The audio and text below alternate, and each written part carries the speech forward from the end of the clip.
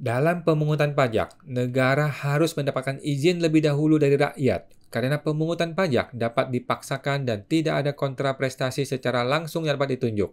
Berkait dengan hal tersebut, dasar hukum pemungutan pajak di Indonesia adalah pasal 23A Undang-Undang Dasar 1945 bahwa pajak dan pungutan lain yang bersifat memaksa untuk keperluan negara diatur dengan undang-undang.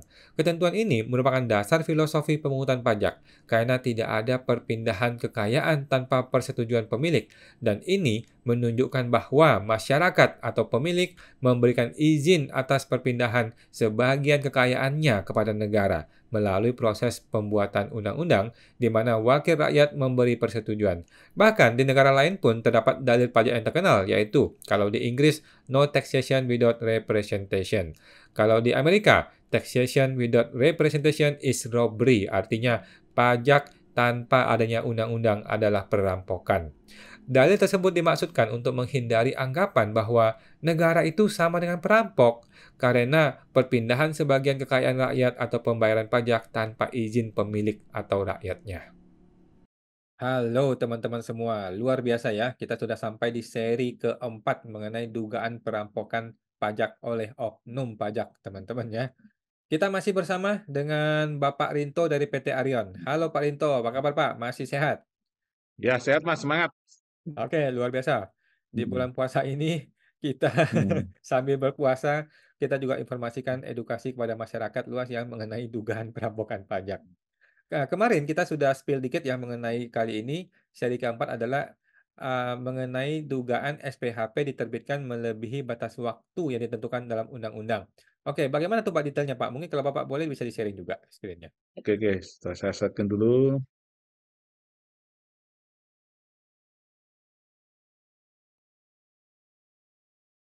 Nah, ini Mas. Ini SPHP, ini ya, ini adalah dugaan pelanggaran yang keempat, yaitu SPHP diterbitkan melebihi batas waktu yang ditentukan peraturan perundang-undangan di bidang perpajakan tentunya. Nah, ini pasal yang dilanggar yaitu pasal 15 ayat 2 PMK 17 2013 dan pasal 18 PMK 17 tahun 2013. Nah, ini saya bacakan, apabila pemeriksaan dilakukan dengan jenis pemeriksaan lapangan, jangka waktu pengujian sebagaimana dimaksud pada ayat 1 huruf A paling lama 6 bulan, yang dihitung sejak surat pemberitahuan pemeriksaan lapangan disampaikan kepada wajib pajak, wakil, kuasa, pegawai, atau anggota keluarga yang telah dewasa dari wajib pajak, sampai dengan tanggal SPHP disampaikan kepada wajib pajak, wakil, kuasa, pegawai, atau anggota keluarga yang telah dewasa dari wajib pajak. Pasal 18, dalam hal dilakukan perpanjangan waktu pengujian pemeriksaan lapangan sebagaimana dimaksud pasal 16 atau pemeriksaan kantor sebagaimana dimaksud pasal 17, kepala unit pelaksana pemeriksaan harus menyampaikan pemberitahuan perpanjangan jangka waktu pengujian secara tertulis kepada wajib pajak. Ini Mas, ini bukti-buktinya ini. Ya, ini adalah surat pemberitahuan pemeriksaan lapangan 15 Agustus 2022. Di sini juga ngomongnya adalah pengujiannya selama 6 bulan. 6 bulan itu ngitungnya dari ini, dari bukti pos. Nah, ini bukti posnya yang terkirim adalah 30 Agustus. Kalau 6 bulan dari 30 Agustus 2022 yaitu ketemunya di 28 Februari 2023. Nah, kenyataannya SPHP-nya adalah diterbitkan 10 Mei 2023. Yang ini adalah sudah melewati 2 bulan lebih 10 hari dari jangka waktu yang seharusnya diikuti sesuai dengan peraturan perundang-undangan di bidang perpajakan. Nah, ini kalau tabelnya seperti ini, ya, ini adalah Wah, tanggal mantap. SPPL dikirim. Ini Heeh, tabelnya gimana bikinnya nih Pak? Luar biasa. ya. Ini ada tim kami Mas yang bikin Mas. Heeh. Oke, Nah, mantap ini Pak. adalah 30 Agustus 2022, SPPL dikirim, nah, SPHP disampaikan paling lama 6 bulan sejak tanggal SPPL diterima. Nah, ini ilustrasinya seperti ini Mas. 30 Agustus 2022 SPPL dikirim, bulan kesatunya adalah 30 September, bulan keduanya adalah 30 Oktober, bulan ketiganya adalah 30 November, bulan keempatnya 30 Desember 2022, bulan kelima adalah di 30 Januari 2023, bulan keenamnya adalah di 28 Februari 2023, yaitu bulan keenam. Pengujian pemeriksaan seharusnya berakhir sesuai dengan surat pemberitahuan pemeriksaan lapangan tadi, sesuai dengan SPPL.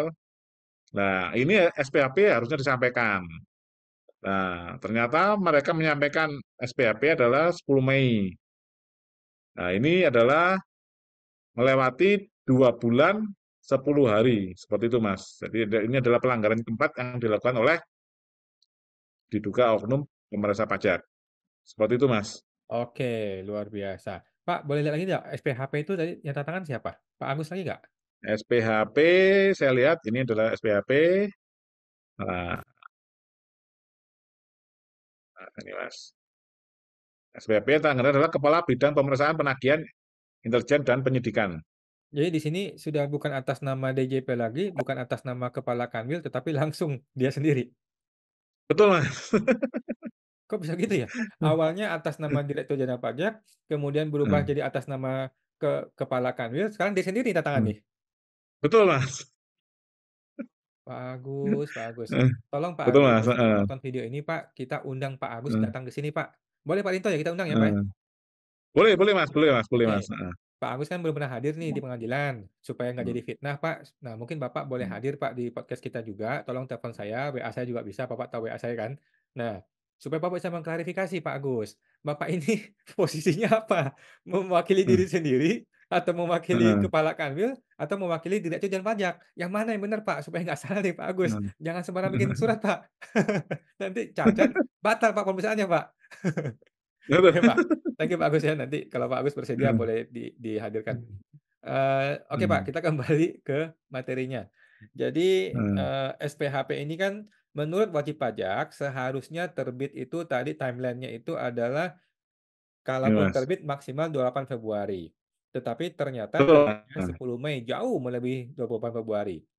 Nah, dalam Iya, betul, persidangan, Mas. apakah mereka mengakui SPHP itu terbit tanggal 10 Mei? Jangan-jangan mereka mengatakan, kami bikin SPHP tanggal 1 Januari kok. Jangan begitu, Pak.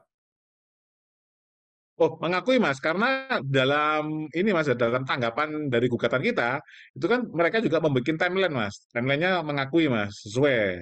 Oh, di timeline mereka Hampir, betul ya. hampir sebagian, ya, hampir sebagian besar buktinya mereka sama dengan bukti kita. Kecuali yang tadi, yang di episode sebelumnya, yang 3 April tadi, itu yang diduga palsu tadi, Mas. Itu memang tidak pernah kami terima, itu, Mas. Ya, itu yang Oh, lagi ditanyakan oleh majelis hakim. oke. Kalau gitu, mereka mengakui, tetapi apakah mereka mengakui bahwa ini sudah melewati jangka waktu, atau mereka berpikir kami tidak melewati jangka waktu? Kalau mereka itu berpikirnya tidak melewati, Mas, karena mereka ada surat yang tanggal 3 April tadi, Mas. Oh, jadi menurut Heeh, mereka, heeh. eh, menurut pemeriksa, kami memang betul tanggal 10 Mei terbit, tetapi itu tidak melewati jangka waktu karena itu masih dalam waktu perpanjangan, begitu ya? Betul, menurut mereka. Sedangkan Berdasarkan surat tanggal 3 April. sedangkan Heeh. perpanjangannya itu dari 3 April. Betul, Berarti mereka menghitung 2 bulan dari 3 April ya? betul, betul, betul, betul. Atau dari Heeh. 28 Februari? Dari 3 April, Mas. Dia ngitungnya dari Jadi 3 April. 3 April kan 3 Mei, 3 Juni. Berarti kan masih dalam Hmm. dalam waktu itu. Ya, Berarti mereka menghitung 2 bulan itu bukan sejak berakhirnya 6 bulan, tetapi sejak terbitnya eh, surat perpanjangan. betul, betul, Mas. Heeh. Waduh, Pak Agus error, Pak. Mohon maaf, Pak. Aduh, Pak Agus. Betul, Mas. Nggak begitu, Pak. Cara hitungnya, Pak. Kalau gitu, Pak Agus bikin suratnya tanggal 1 Desember tahun 2030 aja nanti. Ya, nanti 2 bulan sejak itu. Gitu, Pak. Betul, Mas. Heeh. Aduh, Pak Agus. Jadi, makanya, Mas, makanya saat di persidangan kami itu sampaikan berkali-kali bahwa kasus ini tuh kasus paling gampang, Mas. Kasus formil paling gampang karena hanya masalah tanggal aja gitu loh, Mas. Belum lagi nanti kasus-kasus yang lain kan pasti lebih lebih rumit gitu loh, Mas. Heeh. Jadi, jadi menurut undang-undang, menurut wajib pajak, undang-undang itu mengatakan 2 bulan oke perpanjang, tetapi itu pun 2 bulan sejak enam Ya, bulan kan, bukan sejak tanggal surat terbit. betul, betul, betul, betul, Mas. Nah, Seharusnya kalau mau memperpanjang sebelum tanggal 28 Februari, Mas. ya, Atau maksimal di 28 Februari. kasih surat perpanjangan gitu loh Mas. Ya, berarti Heeh. kalaupun betul diperpanjang, seharusnya berakhir di tanggal 30 Februari, Maret, April. 30 April selesai ini harusnya. 30 April Mas, 30 April Mas. Oh, Heeh. oke, gimana Nah, teman-teman kenapa yang kok kenapa kalau dia ini agak rancu Mas. Sebenarnya dia itu dia bikin surat tanggal 3 April, tapi sebenarnya dia ngitungnya di 28 Februari Mas. Jadi di 28 Februari tadi temunya itu adalah kalau diperpanjang Mas ya kan 30 April. Harusnya habis Mas ya. Nah, itu ada lagi Mas pasal di PMK saya lupa pasal berapa. Itu kalau masa perpanjangannya habis 7 hari kerja sejak perpanjangannya itu habis. Gitu Mas. Lah itulah ketemulah tanggal sebenarnya 9 Mei Mas, bukan 10 Mei gitu loh Mas. Gitu loh Mas. Karena aduh, bahasanya kan ngomongnya kan 9 Mei gitu loh Mas. Jadi dia itu dicampur adukan Mas. Heeh, seperti aduh, itu Mas. Heeh. kurang cantik mainnya. Aduh, jangan 10 Mei, harusnya 8 Mei dong. Betul Mas. Aduh, kurang cantik Heeh. mainnya kalau gitu. Aduh. Jangan dipas-pasin Heeh. dong, Pak Agus. Sorry nih, Pak Agus ya. Terlalu Itu terlalu dipaksain, jadi Pak. kalaupun surat perpanjangan tadi bukan 3 April Mas, di 28 Februari, 7 hari kerja sejak perpanjangannya habis, itulah ada di 9 Mei Mas. Heeh. Aduh, aduh, aduh. Oke, kita tunggu Pak Agus deh kalau bersedia datang ya. Mudah-mudahan Pak Ya, Agus bersedia datang untuk klarifikasi. Ya, siapa tahu kita salah persepsi kan, manusia bisa betul salah. betul Mas, betul Mas. Heeh, Nah, betul. kalau boleh bersedia ya, kalau nggak bersedia ya biar Hmm. hakim yang panggil. Ya, Oke. eh, Jadi ini SPHP. Nah, teman-teman yang nonton coba deh, teman-teman komentar ya, teman-teman ya, karena Hmm. hal-hal seperti ini mungkin terjadi pada Anda semua, teman-teman ya. Dan kita taruh respect setinggi-tingginya kepada PT Arion yang sudah bersedia publikasi untuk kita semua ya. Jarang-jarang bahkan tidak pernah teman-teman ya dalam sejarah ada orang yang bersedia membuka hal ini demi untuk apa? Demi untuk transparansi, demi untuk edukasi, demi untuk supaya kalian-kalian semua nih nggak kena masalah hal yang sama gitu ya. Iya. Oke Pak, boleh di-spill dong Pak untuk yang berikutnya ini mengenai apa tuh Pak? Hmm. Yang berikutnya adalah topik yang kelima ini adalah nanti akan ini Mas, pembahasan akhir yang melewati batas waktu sebagaimana diatur dalam ketentuan peraturan perundang-undangan di bidang kebijakan Mas. Oke, Jadi kita siap langsung Pak. Wah, ke pembahasan akhir. Kita sudah pembahasan akhir. masuk ke pembahasan akhir. Heeh. Oke Pak, nanti kita akan bikin seri berikutnya. Thank you Pak Rinto Hmm. sudah hadir dan kita akan jumpa lagi di seri berikutnya. Sampai jumpa Pak. Ya, terima kasih Mas.